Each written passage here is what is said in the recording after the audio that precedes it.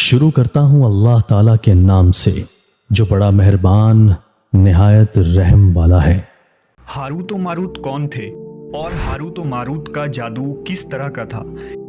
Harut و ماروت کے متعلق بنیادی طور پر دو طرح کی روایتیں ملتی ہیں، ایک وہ جو قرآن و حدیث اور تابعین کے اقوال میں موجود ہے، اور دوسری وہ جو توریت و انجیل اور اسرائیلی روایتوں میں آتی ہے۔ روایتوں کے مطابق حضرت ادریس علیہ السلام کے زمانے میں ایک مرتبہ آسمان اور زمین کے درمیان سے پردوں کو ہٹا دیا گیا تو فرشتوں نے زمین میں آباد انسانوں کو دیکھ کر تعجب کیا اور بولے، یا رب العالمین، ہم تو گناہ کے قریب بھی نہیں جاتے، جبکہ یہ بنی آدم گناہوں میں اتنے مبتلا ہیں، اگر ہم ان کی جگہ ہوتے تو کبھی تیری نافرمانی نہ کرتے۔ اللہ نے ارشاد فرمایا، انسانوں کو غصہ اور شہوت دی گئی ہے، اگر یہ چیزیں تمہیں دی جائے تو تم بھی اسی طرح گناہ میں ملوث ہو جاؤ گے، لیکن فرشتوں نے کہا ہم ایسا ہرگز نہ کریں گے۔ لہٰذا اللہ کے حکم سے فرشتوں نے اپنی جماعت میں سے دو بہترین اور اطاعت گزار فرشتوں کو چن لیا جن کا نام ہاروت اور ماروت تھا۔ اللہ نے ان دو فرشتوں میں انسانی فطرت اور شہوت ڈال کر دنیا میں بھیجا۔ وہ شہر بابل میں دو خوبصورت انسان بن کر آئے اور قاضی کے کام پر مقرر ہو گئے، جہاں وہ لوگوں کے درمیان فیصلے کیا کرتے تھے۔ ایک دن ان کے پاس ایک عورت اپنا مقدمہ لے کر آئی اور کہا کہ اس کا شوہر اسے بہت پریشان کرتا ہے۔ ہاروت و ماروت نے جب اس عورت کو دیکھا تو وہ اس کی خوبصورتی اور حسن سے مرعوب ہو گئے اور اس پر عاشق ہو گئے۔ انہوں نے اس عورت سے زنا کی خواہش کی تو عورت نے ان سے کہا، تمہاری یہ خواہش میں تبھی پوری کروں گی جب تم بت کی پوجا کرو، شراب پیو یا میرے خاوند کو قتل کر دو۔ ہاروت و ماروت نے شراب نوشی کو چھوٹا گناہ سمجھ کر پی لیا اور نشے کی مستی میں دو اور کبیرہ گناہ کر بیٹھے۔ اس عورت نے ان سے آسمان پر چڑھنے کا عمل بھی سیکھ لیا جس کے ذریعہ وہ آسمان پر جاتے تھے۔ جب عورت اس عمل کے ذریعہ آسمان پر گئی تو اللہ کے حکم سے اسے ستارے کی شکل میں مسخ کر دیا گیا۔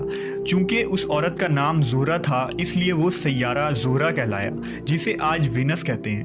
اس گناہ کی وجہ سے ہاروت و ماروت خود وہ اسم اعظم بھول گئے جسے پڑھ کر وہ آسمان پر جاتے تھے، اور بطور سزا انہیں بابل کے ایک کنویں میں الٹا لٹکا دیا گیا جہاں وہ تا قیامت یوں ہی قید رہیں گے۔ یہ ایک اسرائیلی روایت ہے جسے امام ابن کثیر اور فخر الدین رازی جیسے مفسرین افسانہ اور من گھڑت کہانی قرار دے کر سختی سے رد کر دیتے ہیں۔ وہیں امام سیوطی جیسے علماء اس روایت کو مستند مانتے ہیں۔ ہاروت و ماروت اور چاہے بابل کے سلسلے میں ایک اور روایت کثرت سے بیان کی جاتی ہے جس کے مطابق ایک زمانہ ایسا تھا جب شہر بابل روئے زمین پر تہذیب و تمدن کا مرکز تھا۔ یہاں کے لوگ باطل خدا کی پرستش کیا کرتے تھے۔ یہ لوگ اپنی قسمت ان سے وابستہ سمجھتے تھے، اس لیے علم نجوم اور علم فلکیات میں بڑے ماہر تھے۔ ان کے بت قدوں میں ستاروں کی پوجا کی جاتی تھی۔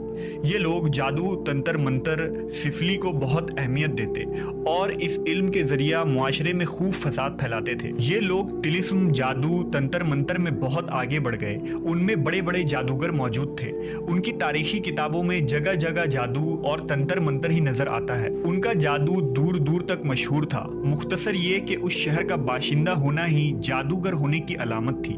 جب حضرت سلیمان علیہ السلام کی حکومت آئی تو آپ نے ان لوگوں کو اس شرکیہ عمل سے روکا اور ان کی سحر اور جادو کی کتابوں کو ایک جگہ جمع کر کے اپنی عظیم کرسی کے نیچے دفن کر دیا تاکہ اس فتنہ انگیز علم کا جڑ سے خاتمہ ہو جائے۔ جب سلیمان علیہ السلام کی وفات ہوئی تو شیطان نے ان کتابوں کو دوبارہ کھود کر نکالا اور لوگوں سے کہا کہ سلیمان پیغمبر نہیں تھا بلکہ ان کتابوں کے ذریعہ حکومت کیا کرتا تھا، لہذا ہوا میں اڑنا، جنات پر قابو اور سلیمان علیہ السلام کے غیر معمولی معجزات دراصل جادو اور سفلی کا عمل تھا۔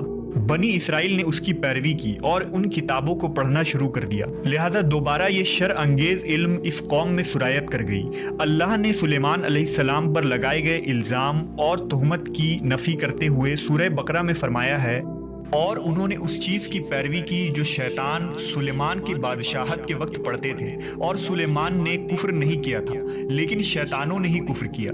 لوگوں کو جادو سکھاتے تھے اور اس چیز کی بھی جو شہر بابل میں ہاروت و ماروت دو فرشتوں پر اتارا گیا تھا، اور وہ کسی کو نہ سکھاتے تھے جب تک یہ نہ کہہ دیتے کہ ہم تو صرف آزمائش کے لیے ہیں، تو کافر نہ بن۔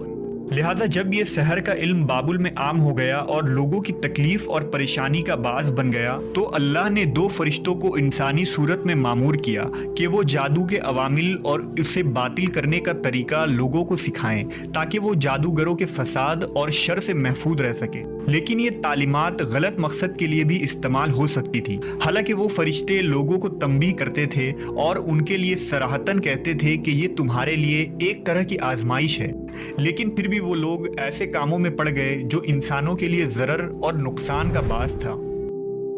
بعض عربی داستانوں میں اس کنویں کا ذکر بھی ملتا ہے جہاں کئی لوگ پہنچے اور ہاروت و ماروت سے ملاقات کر کے جادو کا علم بھی سیکھا، جبکہ بعض مورخین کا کہنا ہے کہ عراق کے شہر حلہ کے قریب ایک کھنڈر میں موجود قدیم کنواں ہے جہاں سے بابل کی سرحد شروع ہوتی تھی۔ یہ اس کنویں کو ہی چاہے بابل قرار دیتے ہیں۔